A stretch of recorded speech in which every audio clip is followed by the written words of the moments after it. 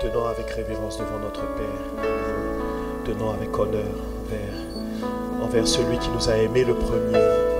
Nous te disons merci, merci Jésus-Christ. Nous te rendons la gloire, nous te rendons les honneurs. Tu es grand, c'est toi qui fais des miracles, c'est toi qui fais des merveilles dans nos vies. Il n'y a personne comme toi, Seigneur Jésus-Christ. Ce matin, nous prenons le temps de te le dire en assemblée. Nous le disons avec nos cœurs, vraiment. Merci. Merci d'avoir donné ton Fils, Père très bon. Merci d'avoir fait de lui le premier d'une assemblée de saints, d'une assemblée de premiers-nés. Nous sommes tous héritiers, participants de ta nature divine. Et nous te disons merci pour cela. Nous réalisons la grâce de l'adoption que tu nous as faite, Père très bon. Les hommes adoptent, mais ne partagent pas la nature qu'ils ont. Mais en toi, Christ, nous avons la possibilité de participer à la nature de Dieu. Tel tu es, tel nous sommes dans ce monde. Et nous sommes reconnaissants pour cela. C'est un miracle. C'est quelque chose d'extraordinaire. Tu es celui-là qui prend les pécheurs et qui les transforme par la nouvelle naissance en saints. Tu es celui-là qui prend les incompétents et qui les transforme par l'éducation du Saint-Esprit en personnes excellentes et compétentes. Et nous bénissons ton nom pour cela. J'élève ma voix dans cette assemblée de saints, Père. Je te dis merci. Tes œuvres sont grandes et vraiment admirables. Tu es grand, Seigneur, déjà pour qui tu es. Et tu es grand également en regardant les choses que tu fais. Oh, nous prenons le temps de te le dire. Personne ne reste silencieux dans cette assemblée de saints. Il y a tellement à dire. Il y a tellement à dire. Le psalmiste a dit compte les bienfaits de l'Éternel. Mets-les tous devant ta face et tu verras combien le nombre en est grand. Père, nous bénissons ton nom pour le soleil qui se lève dans chacune de nos journées. Merci pour le souffle de vie. Ce n'est pas un acquis. Si je suis là aujourd'hui me tenant devant mes frères, je reconnais ta grâce. Si je peux me tenir là debout, si je peux élever les mains, si je peux tenir ce micro, j'y reconnais ta grâce, Seigneur Jésus-Christ. Plusieurs sont morts, plusieurs n'ont pas atteint cette journée, plusieurs sont encore dans des hôpitaux. Seigneur, je ne veux pas rentrer dans une louange de comparaison. Je viens simplement avec reconnaissance et pour qui tu es et pour ce que tu fais dans ma vie. J'élève ma voix et je dis merci, Seigneur. Oh, je ne laisserai pas seulement les arbres te louer, je ne laisserai pas seulement les oiseaux chanter tes louanges, je ne laisserai pas seulement les arbres élever leurs branches vers toi. Je regarde l'univers, les monstres marins te louent et t'adorent. Je sais que les astres lumineux te célèbrent et te louent, proclament ta grandeur. L'univers infini proclame combien tu es grand.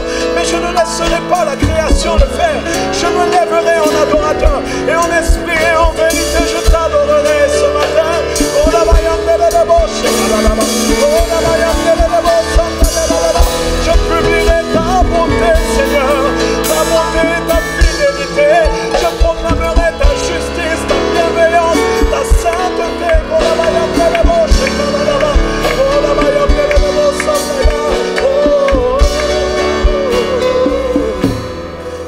te rendons gloire et honneur. Et nous levons nos mains pour t'adorer, exalter ton saint nom. Nous te rendons gloire, Oh oui, et honneur. Nous levons nos mains. oh, nous sommes entourés d'une nuée de témoins, plusieurs qui ont cru comme nous et qui disent tu es grand. Car tu es grand, Seigneur, tu fais des miracles, nul n'est comparable à toi. Oh, Oui, nul n'est comparable à tu es grand. car tu es grand, Seigneur, tu fais des miracles, nul n'est comparable à toi. Oh, Nul n'est comparable à toi. Oh, redisons-le, nous te rendons gloire. Nous te rendons gloire. Oh, la massante des mots. Et honneur. Oui, nous levons nos mains pour t'adorer. Ils se tiennent autour du trône et ils proclament le cantique de l'agneau. Nous te rendons gloire. Dans son palais, tous écrits gloire et honneur. Nous levons nos mains ensemble, des mains sanctifiées par le sang de l'agneau, pour t'adorer. Hey, tu es grand, car tu es grand. Seigneur, tu es oh, nul n'est comparable. Oh, il n'y a personne de plus grand que notre Dieu. Nul n'est comparable. Tu es grand, car tu es grand. Seigneur, tu veux des miracles. Alléluia. Nul n'est comparable à toi. Sa parole encourage notre espérance. Nous ne sommes plus sans espérance. Tu es grand. Seigneur, tu es grand. L'espérance grandit dans cette assemblée ce matin. Tu es grand. Notre vision est élargie. Nous voyons comme Dieu voit. Donc tu es grand. Tu es grand. À mesure que tu le répètes, dans cet esprit te fait voir comme Dieu voit.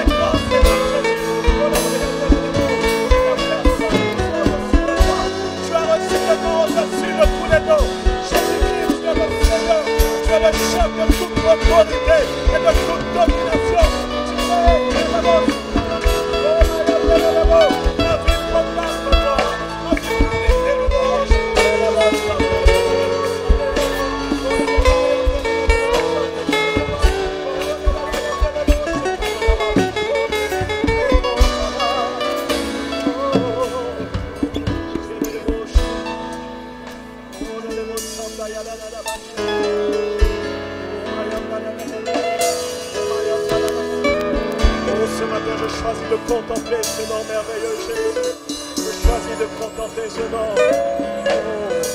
Ton nom est infini, mon Dieu.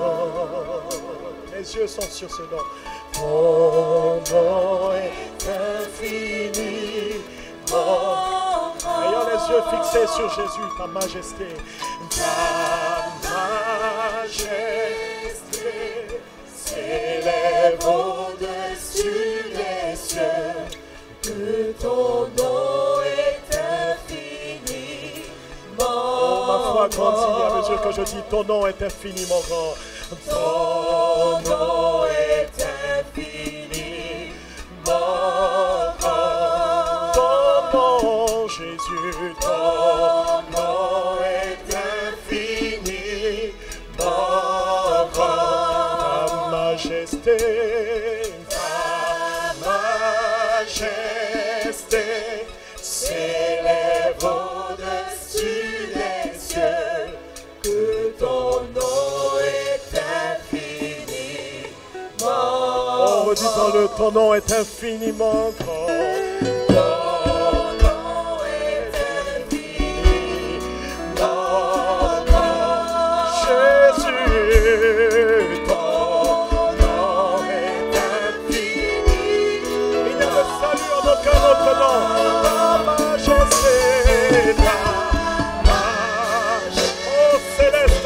Nous t'honorons ce matin.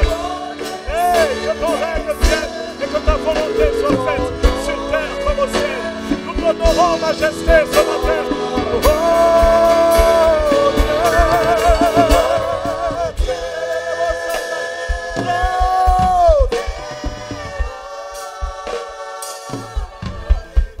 Oh, celui qui demeure à l'abri du Très-Haut repose à l'ombre du Tout-Puissant. Oh Dieu,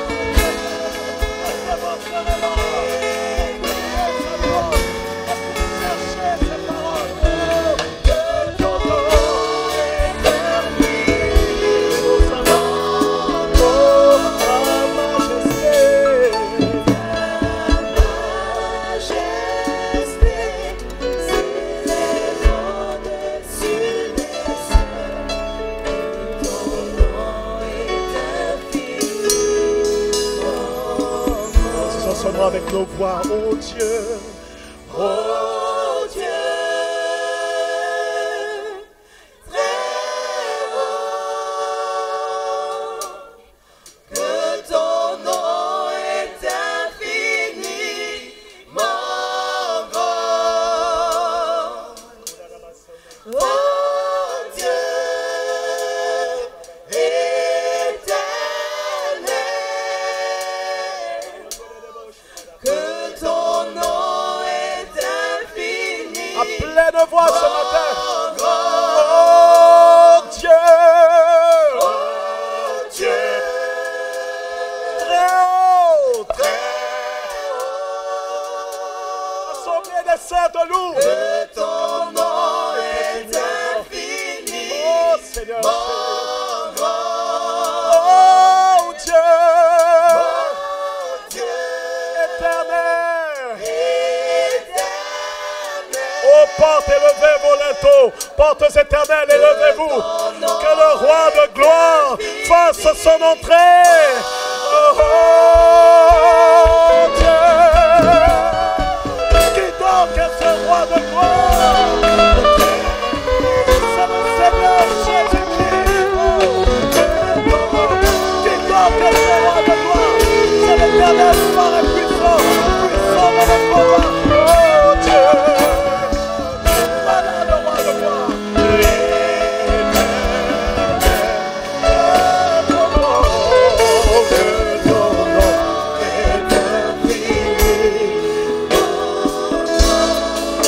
Ta majesté,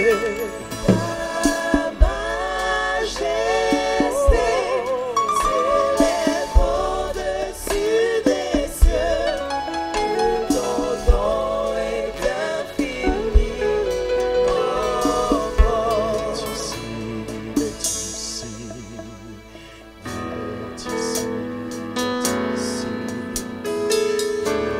ici, il est ici. Dans le calme, il est ici. Il est ici, il est ici.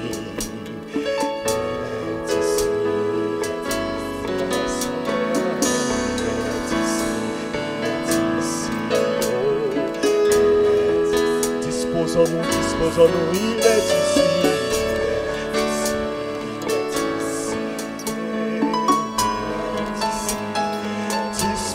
Disposons-nous. Que nos cœurs ne soient point éloignés de lui alors que nos lèvres le célèbrent.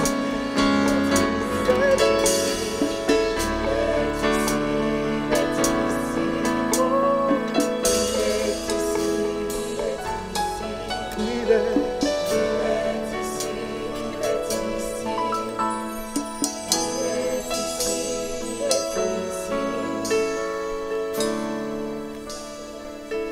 Père, nous honorons ta présence et nous te remercions pour la grâce que nous avons d'être ici, là où tu es, là où tu te manifestes, là où tu es célébré, là où tu es glorifié.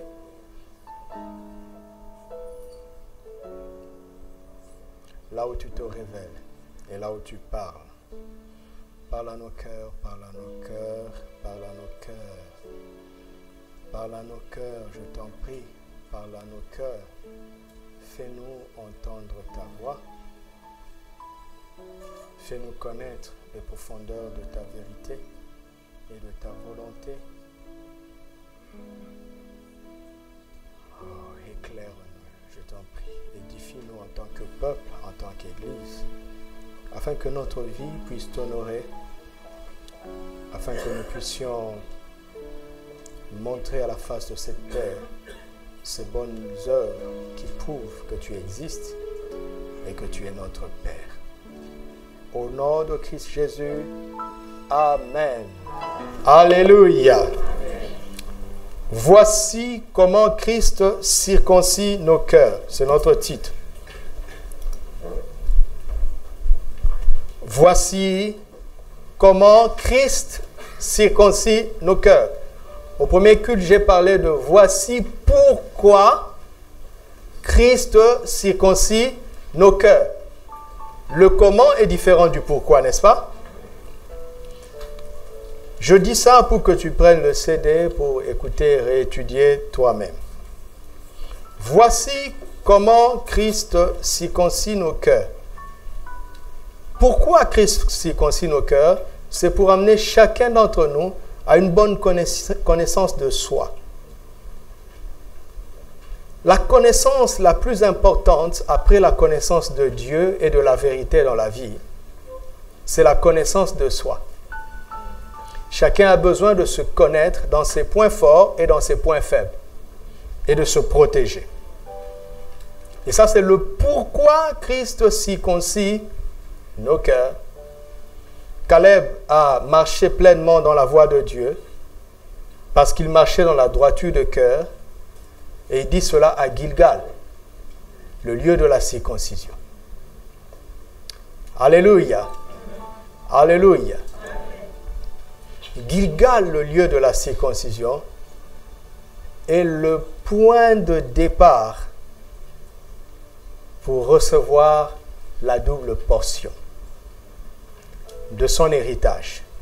Dans 2 Rois, chapitre 2, verset 1, pendant que je parle affiché, vous voyez que ça commence, Élisée est sur le point de réclamer la double portion de l'onction qui était sur Élie, n'est-ce pas? Mais tout commence à Gilgal. Autant que tout a commencé à Gilgal pour Caleb, tout commence à Gilgal pour Élisée. Et la double portion, dans le langage biblique, ne veut pas dire le double. Ce n'est pas une quantité, mais c'est une position. La double portion est la portion qu'on donne au premier-né. C'est l'héritage qui revient à l'aîné. Et Christ a fait de nous une assemblée de premiers-nés. Donc nous devons poursuivre la double portion. Nous devons poursuivre l'héritage qu'on donne à l'aîné. Et cela commence à Gilgal, le lieu de la circoncision. Et nous avons vu que dans la pleine révélation, maintenant dans la nouvelle alliance, maintenant que Christ est venu, l'idée de la circoncision correspond à la circoncision du cœur. Alléluia. Que Christ fait. Ce n'est pas une main d'homme qui le fait. Parce que un cœur nouveau est un cœur juste. Mais c'est un cœur circoncis qui est un cœur droit. Alléluia. La nouvelle naissance te donne la capacité d'être devant Dieu dans une position de justice. Mais c'est la circoncision de cœur qui nous donne la capacité de marcher devant Dieu dans la droiture de cœur. La droiture est l'application de la justice. Alléluia. La justice, c'est ce que tu as en toi. La droiture, c'est comment tu exprimes, tu manifestes ta justice. Amen. Amen. Amen. Tu sais, ce n'est pas parce qu'on ne t'a jamais arrêté, ok, que tu es juste. En fait, quand on nous arrête à cause de la maladresse, c'est-à-dire par manque de droiture. Mais ce qui fait qu'on manque de droiture, c'est l'absence de justice. Je disais au premier culte qu'il se pourrait qu'il y ait ici des bandits routiers, mais qui n'ont jamais enfreint le code de la route. Pourquoi? Parce qu'ils n'ont pas encore de permis. Ok? Et même, tu peux avoir un permis et toujours être considéré comme injuste. Quelqu'un qui est juste au regard du code de la loi. Pourquoi? Parce que tu as un permis, mais tu n'as jamais conduit. Au Maroc, par exemple, quand tu as réussi au test, on te donne un permis provisoire de 2 ans. Pour voir si tu ne vas pas faire de gaffe. Et si 2 ans plus tard, tu viens et qu'il n'y a aucun dossier contre toi, on te donne un permis permanent. Mais c'est là où les lois des hommes sont limitées. Si tu as pris ton permis provisoire, tu l'as gardé dans ta maison et que tu n'as jamais conduit pendant 2 ans, au regard de la loi, tu es juste et tu es droit. mais on ne sait pas que tu es en fait un danger public. Parce que tu n'as jamais pratiqué. Donc avoir le permis, c'est être juste. Mais bien conduire, c'est être droit. Et donc Christ est notre justice par la nouvelle naissance. Mais est-ce que nous sommes droits dans notre conduite? Et tu sais, en réalité, j'aime la parole de Dieu parce qu'en fait, pourquoi Dieu, notre Père, va nous importuner à produire de bonnes œuvres si le salut est gratuit sans les œuvres? Il suffit de croire. Parce qu'il dit les mauvaises œuvres, ce n'est pas bien pour nous-mêmes, pas pour Dieu. Christ a déjà payé pour nos péchés. Donc, il dit, si tu confesses tes péchés, il est fidèle et juste pour pardonner toute iniquité. Donc, si tu pêches, tu viens, tu dis, Seigneur, pardon, il te pardonne. Tu reviens, tu pêches, tant que tu demandes pardon, il te pardonne. Mais quel est l'intérêt alors finalement? L'intérêt, c'est que quand tu ne marches pas droit, ce qui n'est pas bien, mais ce que tu ne sais pas, c'est que profondément, la maladresse ou bien le manque de droiture t'empêche de marcher pleinement dans la voie de Dieu. Or, la voie de Dieu est là pour nous amener à la possession de notre héritage. Donc, c'est important pour moi-même d'avoir un cœur droit pour marcher pleinement dans la voie de Dieu. C'est bien pour moi et pour toi. Alléluia. Le péché est mal pour nous-mêmes. Parce que si on se répand, la grâce efface ça. Et on se retrouve au ciel. Mais, quelle aura été la qualité de notre vie sur terre? Vous avez compris? Et cela nous a amené à comprendre que c'est la circoncision du cœur qui nous donne la grâce de marcher dans la droiture de cœur. Alléluia. Vous vous en souvenez? C'est la circoncision de cœur qui nous donne la grâce de marcher dans la droiture de cœur. Et quand nous marchons dans la droiture de cœur, nous marchons pleinement dans la voie de Dieu. Et quand nous marchons pleinement dans la voie de Dieu, nous possédons pleinement l'héritage que Dieu a pour nous. Alléluia. Voici ce que Caleb a dû apprendre pendant 40 ans. 40 ans avec la parole de Dieu que nous apprenons en 3 semaines. Quel avantage! N'est-ce pas que c'est un avantage? Alors maintenant, nous sachant maintenant que Christ circoncit nos cœurs, il est bon que nous sachions comment il s'y prend. N'est-ce pas? Comment Christ fait pour circoncire notre cœur? Parce que la circoncision de cœur ne se fait pas une fois pour toutes. C'est quelque chose de permanent, de continuel et de continuel et de continuel. Alléluia.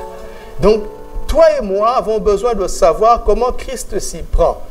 Pour que, quand il vient pour circoncire mon cœur, déjà que je comprenne ce qu'il est en train de faire et que je lui permette de le faire. Amen. Hébreux 4:12. Comment est-ce que Christ circoncit nos cœurs? Car la parole de Dieu est vivante et efficace, plus tranchante qu'une épée aiguë à 2 tranchants, pénétrante, jusqu'à partager l'âme, âme et esprit, jointure et moelle. Elle juge les sentiments et quoi? Les pensées du cœur, en vue de nous amener à la repentance. Ça, c'est le pourquoi. Mais le comment, c'est tout simplement par la parole de Dieu. La parole qui est esprit et vie. Romains 2:29 nous dit que ce n'est pas avec la lettre qui nous circoncis, mais avec l'esprit de la lettre. Amen. Donc, si vous ne saviez pas, chaque prédication à laquelle vous avez été exposé, chaque enseignement à laquelle vous avez été exposé, je parle de la Bible, chaque torrent que vous méditez tous les jours est une occasion où Christ vient avec son épée à 2 tranchants pour dissocier des mélanges qui n'ont plus lieu d'être et qui ralentissent notre marche. Alléluia. Comment est-ce que Christ circoncis? C'est avec sa parole, qui est une épée à deux tranchants. Elle coupe de ce côté tout en coupant de l'autre. Elle est efficace. Elle sait disséquer ce qui est mélangé.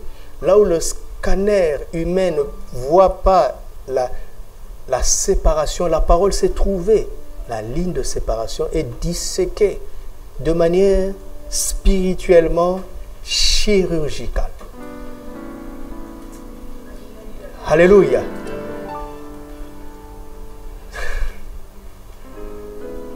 Spirituellement, j'ai une robe blanche et je fais de la chirurgie. Pour disséquer ce que l'homme ne peut disséquer. Où est la frontière qui unit l'âme et l'esprit? Qui le sait? Personne. Qui sait ce à quoi tu penses maintenant? Dieu le sait. Il va juger jusqu'au sentiment des cœurs. Pour trancher, séparer, clarifier, déterminer, éclairer. C'est ce que Christ fait avec la parole. Seigneur, circoncis mon cœur avec l'épée de ta parole.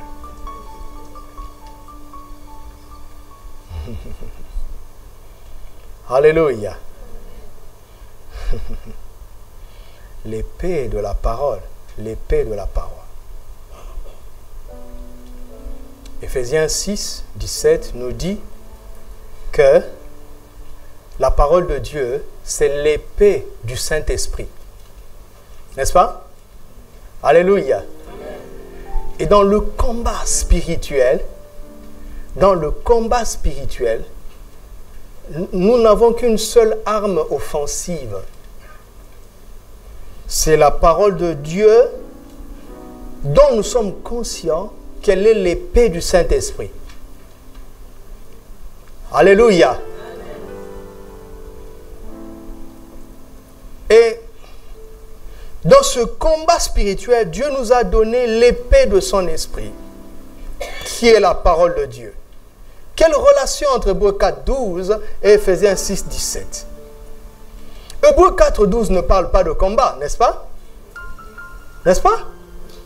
Hébreux 6, 17 parle du combat.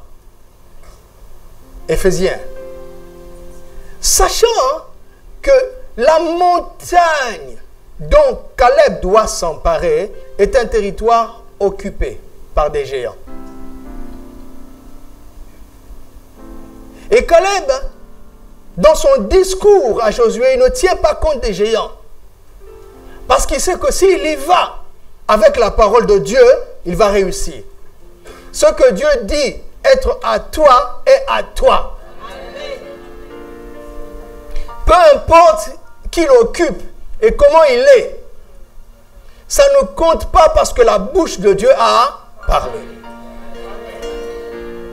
Et la bouche de Dieu, Dieu qui sait qu'il y aurait une résistance, n'est-ce pas? Il le sait. L'ennemi ne nous déroulera pas un tapis rouge.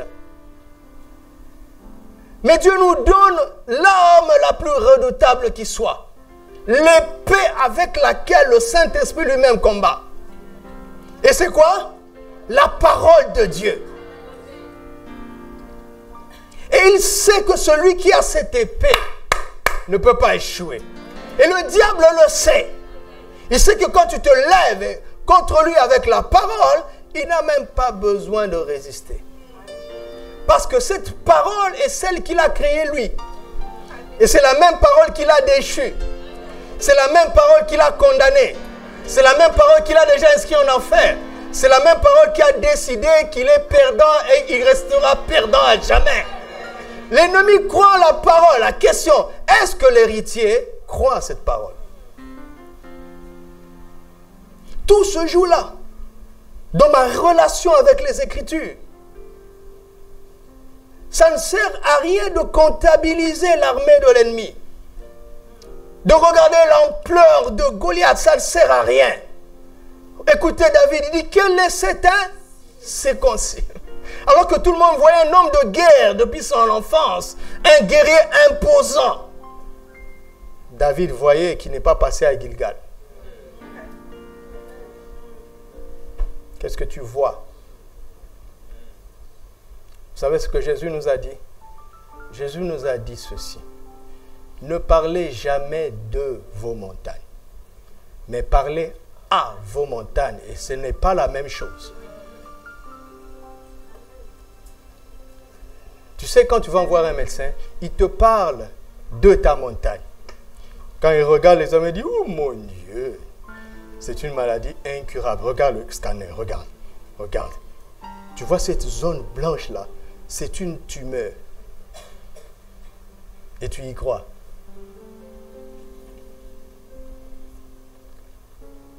Mais la vérité dit, par ces meurtrissures, j'ai déjà été guéri. Alors qu'est-ce que je fais? Je me lève, je dis, tu meurs au nom de Jésus, ôte-toi de mon chemin. Et jette-toi dans la mer. C'est-à-dire, libère mon passage et ne gêne plus personne. Parle à tes montagnes. Ne passe pas ton temps à expliquer l'ampleur du problème. Parle à ce problème. Ne parle pas de ce problème, mais parle à ce problème. Tu seras aplani. Qui es-tu, montagne devant Doudou? Tu seras aplani. Je ne m'appelle pas Zorobabel, moi. Je m'appelle Doudou. Tu seras aplani. Pourquoi? Car ce n'est ni par la puissance, ce n'est ni par la force, mais c'est par quoi? Hein? Par l'Esprit du Seigneur. Et le Saint-Esprit attend quoi? Que je parle la parole de Dieu. Et il agite l'épée.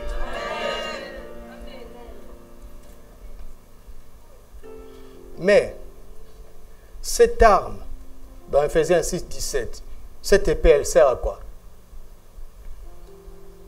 Lisez le verset 10. Revêtez-vous de toutes les armures de Dieu. Pourquoi? Pour tenir ferme dans le mauvais jour. Et au verset 14, il dit, prenez toutes les armes de Dieu pour tenir ferme après avoir tout surmonté. Donc les armes de Dieu ne nous sont pas données pour que nous remportions la victoire, mais c'est pour que nous défendions ce qui est acquis. Pour que tu défendes ta part. Quand Dieu dit que c'est à toi, c'est déjà à toi. Ton rôle, ce n'est pas d'aller le prendre, mais c'est de dire à celui qui veut te déloger, tu lui dis, je ne bougerai pas. C'est à moi. Je ne céderai pas à l'incrédulité. Je ne céderai pas au doute. C'est à moi, c'est à moi. Alléluia. Donc, autrement dit, l'effet de la parole en moi est plus important que l'effet de la parole contre mon adversaire. Il a compris. Alléluia. Pourquoi je dis ça? Regarde, 1 Jean 4,4 dit quoi? Petits enfants, il parle aux enfants petits. Vous êtes de Dieu. Vous les avez vaincus parce que vous êtes en Dieu, vous avez vaincu. Parce que quoi? Celui qui est en vous est comment? Plus grand que celui qui est dans ce monde. J'ai eu une autre perception de ce verset le mercredi.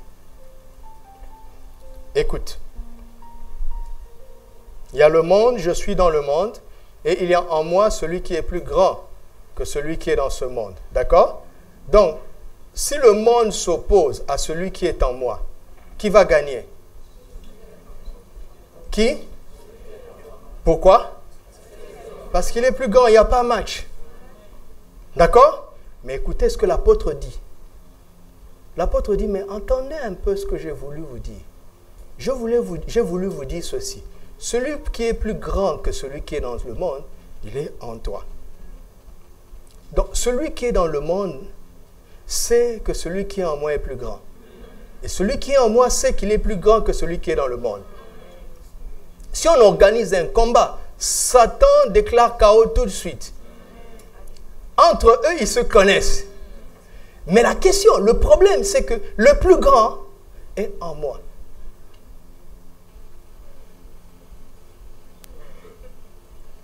Le plus grand est en moi. Qu'est-ce que cela veut dire? Ça veut dire deux choses. Je dois apprendre à ouvrir la porte pour qu'il s'occupe de celui qui est dans le monde.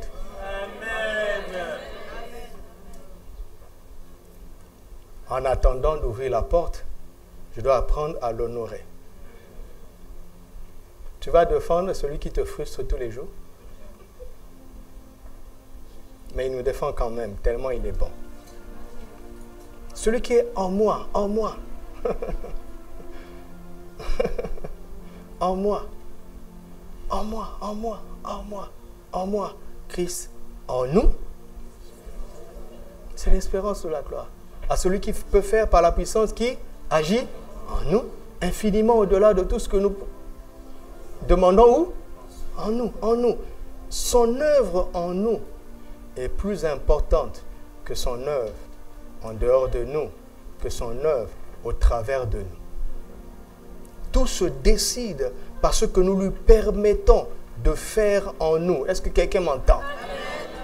Tout commence là-bas. Regardez, David comprend qu'il faut ramener l'arche à Jérusalem.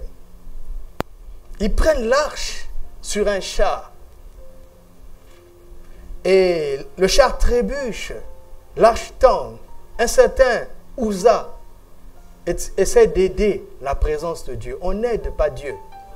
Il est frappé de mort tout de suite sur le champ. On prend la même hache.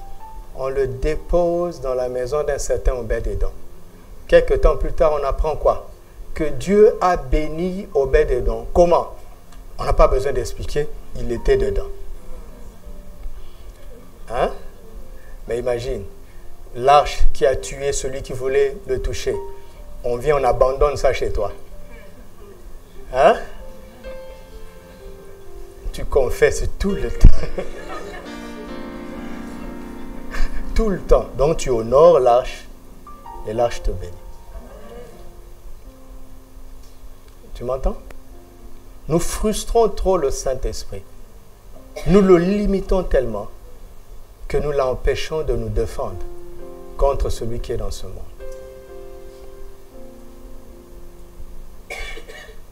Alléluia. Il nous a donné la Bible, pas pour que nous la prêchions d'abord, mais pour que nous la laissions inciser nos cœurs. Alléluia. Circoncire nos cœurs, mes amis. Le reste devient naturel pour un cœur circoncis. Demandez à Caleb. C'est à Gilgal qu'il a déployé tout ça pour dire, donne-moi cette montagne. Alléluia. Circoncis nos cœurs, Seigneur, circoncis nos cœurs. Comment est-ce que Christ circoncit nos cœurs? Par sa parole. Par l'effet de sa parole en nous. Comment est-ce que Christ circoncit nos cœurs? Comment est-ce que Christ circoncit nos cœurs? Tout simplement. Écoutons maintenant le maître. Il a dédié toute une parabole pour nous montrer comment il travaille avec sa parole. Matthieu chapitre 13.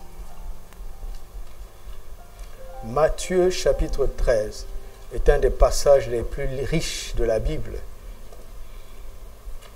Il est fort possible que ce soit le message le plus important, parce que Jésus a dit que celui qui ne comprend pas cette parabole ne peut rien comprendre d'autre.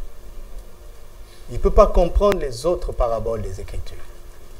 La compréhension du royaume se trouve dans la parabole du semeur. Alléluia. Amen. Alléluia. Amen. Vous êtes prêts? Verset 1er.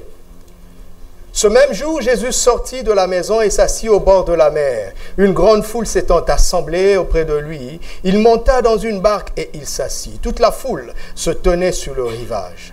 Il leur parla en parabole sur beaucoup de choses et il dit un semeur sortit pour semer. Quoi de plus naturel? Quoi de plus simple? Comme il semait, une partie de la semence tomba le long du chemin. Les oiseaux vinrent et la mangèrent. Une autre partie tomba dans les endroits pierreux, où elle n'avait pas beaucoup de terre. Elle leva aussitôt, parce qu'elle ne trouva pas un sol profond. Mais quand le soleil parut, elle fut brûlée et sécha, faute de racines. Quoi de plus normal?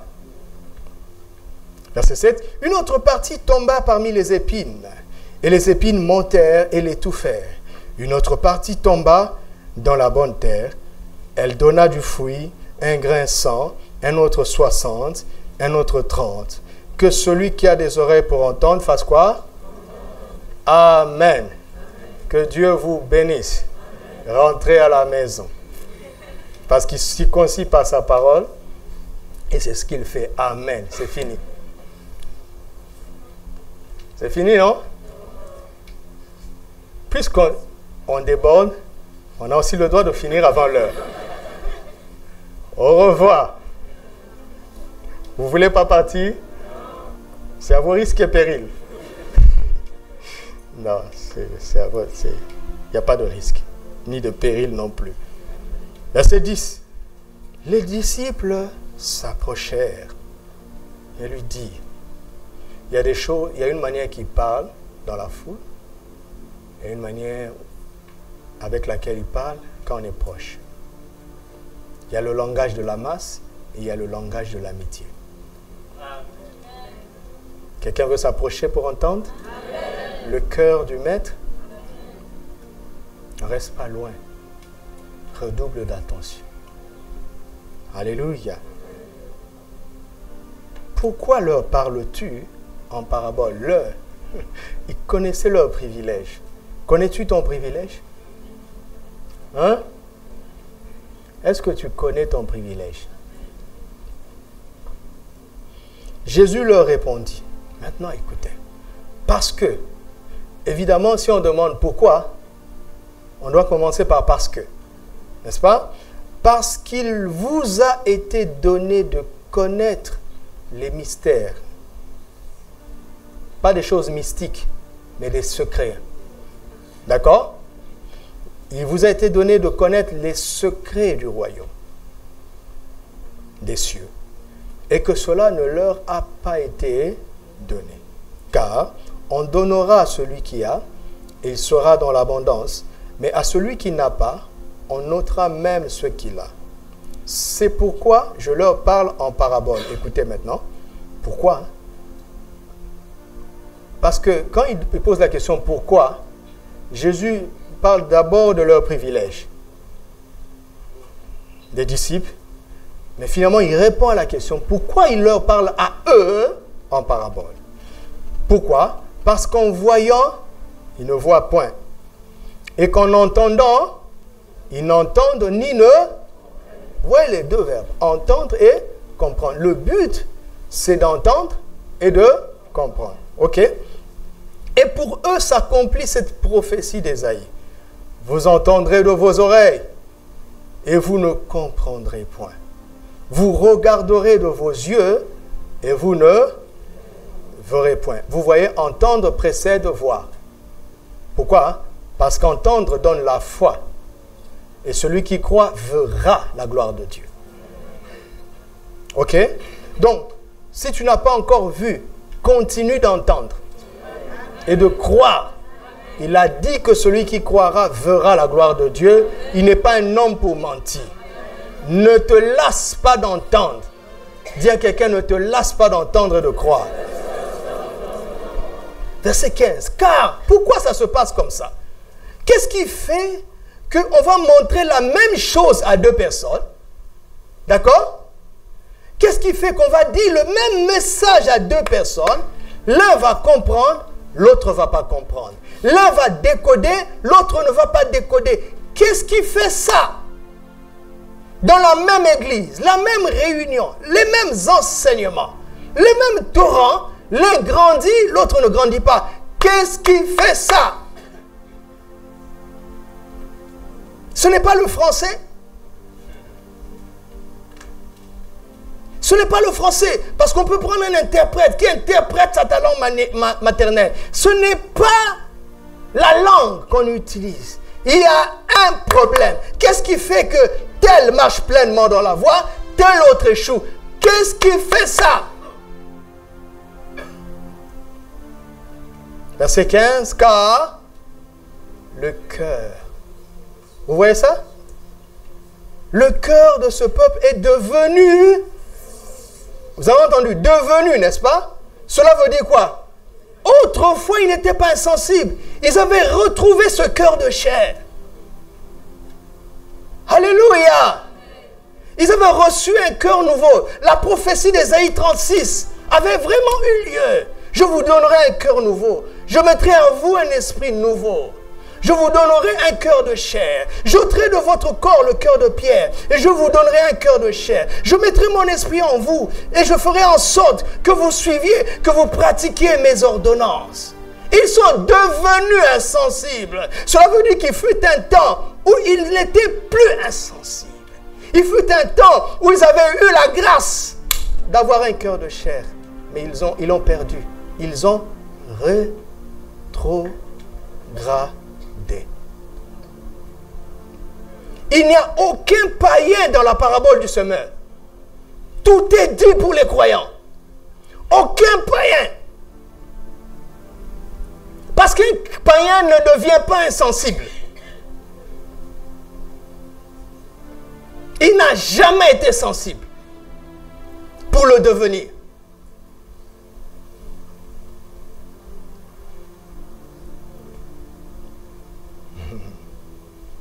Verset 15. Car le cœur de ce peuple est devenu insensible. Ils ont endurci leur cœur. C'est eux qui l'ont fait. J'avais changé leur cœur, mais ils ont choisi de l'endurcir. C'est leur œuvre, c'est leur responsabilité. Ce n'est pas le diable qui a fait ça. Non! Ils ont choisi de l'endurcir. Ils ont décidé que leur cœur ne réagirait plus avec de la sensibilité. Quelque chose s'est passé dans sa vie. Quelque chose s'est passé dans la vie de quelqu'un. Il n'était pas comme ça. Quelque chose s'est passé. Il a osé un jour faire confiance. On l'a trompé. Il a décidé de ne plus être sensible. Il a osé un jour faire preuve de compassion. Et on a abusé de lui. Il a décidé. Il s'est endurci. Et à chaque fois que son cœur essaie de lui dire, aide-la, écoute, il dit non, on ne me roulera plus jamais. Tu m'entends? On ne me roulera plus jamais. Tu ne sais pas quel piège est en train de fonctionner.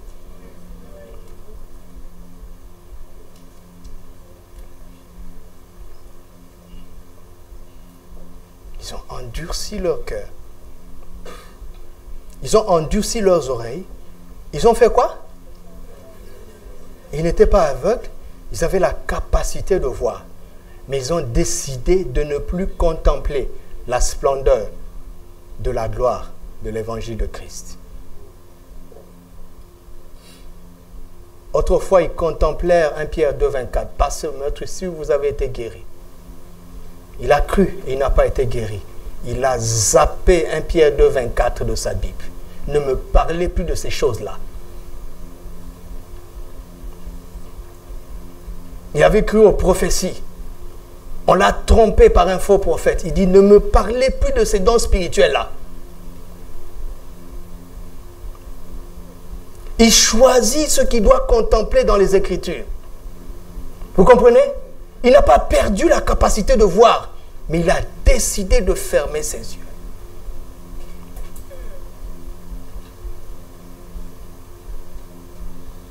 Oh Seigneur.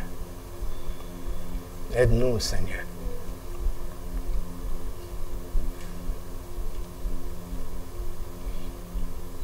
Ils ont endurci leurs oreilles et ils ont fermé leurs yeux. Pourquoi?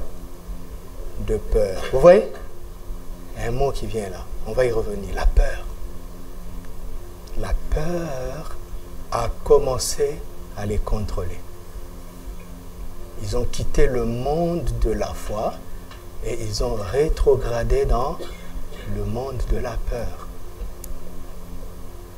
La peur.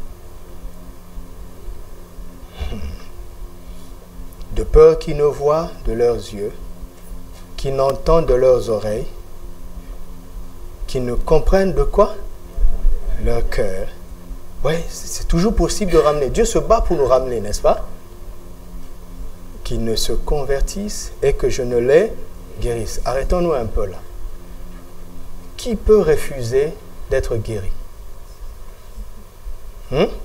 Qui peut refuser, qui normalement peut refuser que le Seigneur ne le guérisse? qui peut refuser que le Seigneur ne le bénisse? Qui peut refuser que le Seigneur ne le transforme, ne le consomme? Qui peut refuser ça? Pourquoi les gens refusent? À cause de ce qu'ils doivent faire pour recevoir la guérison. De peur qu'ils fassent quoi? Qu'ils ne se convertissent. Ce mot veut dire virage à 190 degrés. Tourner le dos à ceux qui avaient de la valeur pour toi. Écoutez Paul, le vrai circoncis c'est nous. Philippiens 3 affiche à partir du 3e verset. Le vrai circoncis c'est nous. N'est-ce pas? Qui rendons notre culte à Dieu par l'Esprit. Et qui nous glorifions dans le Seigneur Jésus-Christ. Et qui ne mettons point notre confiance en la chair. Moi aussi, j'aurais sujet à mettre confiance en la chair. Moi, hébreu, né d'hébreu, circoncis le 8e jour, de la tribu de Benjamin. Mais où est le problème? Les choses qui étaient pour moi comme un gain, je les regarde maintenant comme une... Et même je regarde toutes choses comme une perte à cause de l'excellence de la connaissance de Christ. Voilà la conversion qui est là. Les choses qui avaient de la valeur pour lui, il a tourné les dos. Pourquoi? Pour regarder à Christ. Et quand tu le contemples, il t'administre l'objet de ta contemplation. Nous tous, dans le visage découvert, contemplons comme dans un miroir la gloire du Seigneur. Nous sommes transformés comment? En la même image, de gloire en gloire, par l'Esprit du Seigneur. Quand je contemple les Écritures et que j'arrive à voir la gloire des Écritures par la foi, le Saint-Esprit exerce un ministère dans ma vie. Il m'administre ce que je vois, ce que je contemple, à condition que je me convertisse, que je me détourne de ceux qui avaient de la valeur. Non, aucun malade ne peut refuser la guérison. Mais il y a un prix.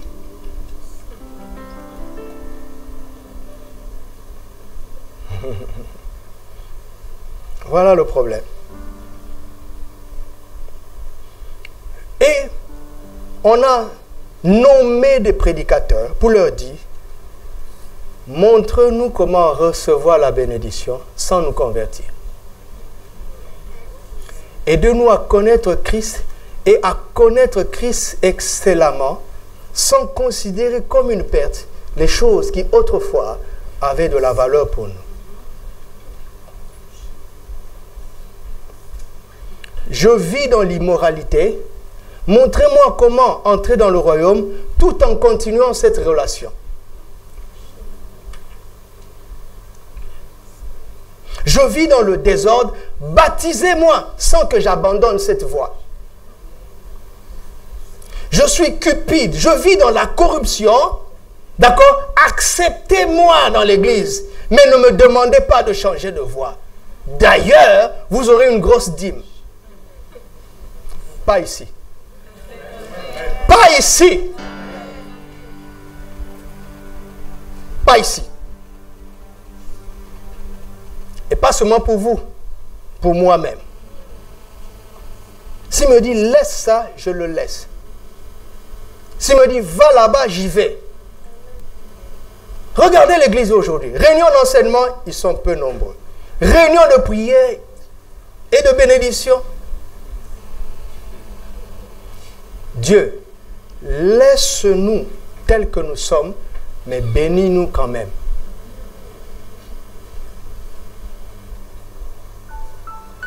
Nommons un chef et retournons à l'Égypte. Non, non, non, allez-y vous-même. Je ne serai pas un chef d'un peuple qui rétrograde. Allez-y vous-même. Pourquoi vous ne voulez pas aller vous-même? Vous voulez adorer un veau d'or? Ne me demandez pas à Aaron de vous faire. Vous voulez adorer un veau d'or? Faites-le, adorez-le vous-même. Ne me demandez pas de le fabriquer.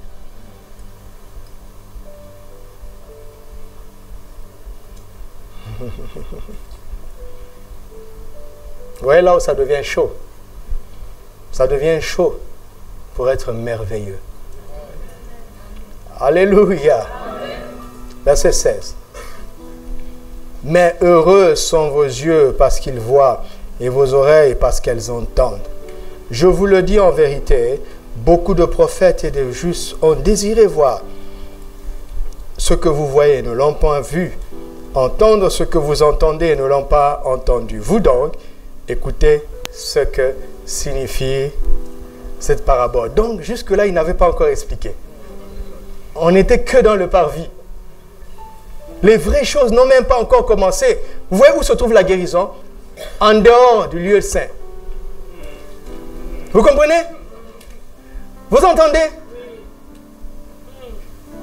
Regardez comment les hommes arrivent à repousser les limites de la santé sans Dieu. L'espérance de vie augmente. Donc l'homme sait trouver la guérison d'une certaine manière. Ne réduisons pas Dieu à ça. N'est-ce pas? Il guérit, mais c'est dans le parvis. Il y a des vraies choses plus que ça. Alléluia. Quand il commence à toucher, à agir, à accomplir des miracles, tout ça c'est bien. D'accord? Tout ça c'est bien, mais il y a mieux. Vous m'entendez? Nicodème vient dire, Rabbi, tu es vraiment un docteur venu de Dieu. Parce que personne ne peut faire les miracles que tu fais. Si Dieu n'est avec lui, Jésus dit au petit. Si un homme ne naît de nouveau, il ne peut voir le royaume.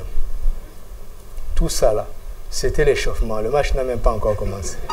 Mais quand Jésus s'échauffe déjà, Satan tombe. Ça n'a même pas encore commencé.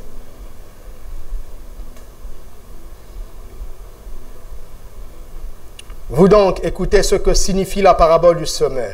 Il explique, j'aime ça. Lorsqu'un homme écoute la parole du royaume de Dieu, donc la semence c'est quoi? La parole du royaume. Et ne la comprend pas. Donc Dieu sème comment? Le semeur sème comment? Par la prédication. Donc, Christ est en train de semer. Depuis que je parle. Ce n'est pas moi qui sème, hein? C'est lui qui sème. Alléluia. Est-ce que c'est le baffle qui vous parle? Mais il vous aide à entendre. Voilà, je suis un haut-parleur. Mais c'est lui qui parle par moi. Il parle par moi pour semer. Il a commencé à semer dans les cœurs. Il sème la parole du royaume et ne la comprend pas. Ah, voilà le malin. Quand est-ce que le malin intervient? Avant que tu ne comprennes ou après? Avant ou après? Ça veut dire quoi? Tel que je suis là pendant que je parle, Satan est paralysé.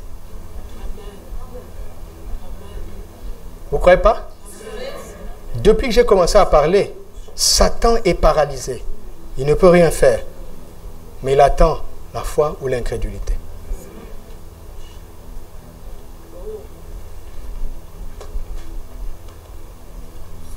Il ne le comprend pas. Le malin vient, il fait quoi? Il enlève ce qui a été semé où? Ah, le cœur, mes amis. Toujours. Cet homme, c'est celui qui a reçu la semence où? Ah, voilà la première explication. Tout est expliqué ici.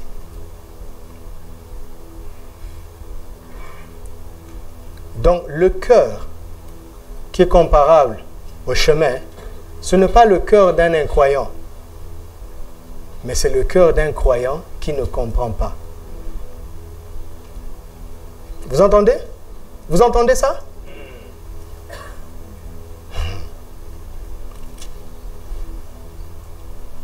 Regarde, aucun agriculteur sensé va aller semer n'importe où. N'est-ce pas? Un agriculteur intelligent sème là où il sait que la terre est calibrée pour porter. Donc le mot chemin ne vous trompe pas. C'est un langage spirituel. Christ ne peut pas semer dans un cœur qui ne peut pas porter, qui ne peut pas porter du fruit.